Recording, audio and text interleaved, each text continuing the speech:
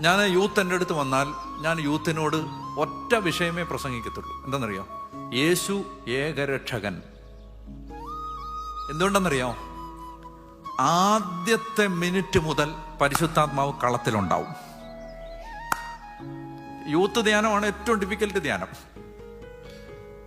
പക്ഷെ ആദ്യത്തെ ടോക്ക് മുതൽ പരിശുദ്ധാത്മാവ് ആ പ്രദേശത്ത് മുഴുവൻ ഉണ്ടാവും. കാരണം ഈ പരിശുദ്ധാത്മാവിന് ഭയങ്കര ഇഷ്ടമാണ് യേശു ഏകരക്ഷകനാണെന്ന് പറയുന്നത്.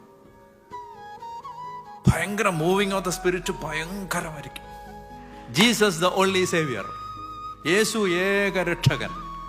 രക്ഷയ്ക്ക് പല വഴികളില്ല, ഒരു വഴിയേ ഉള്ളൂ. ആ വഴിയുടെ പേര് യേശു എന്നാണ്. യേശു.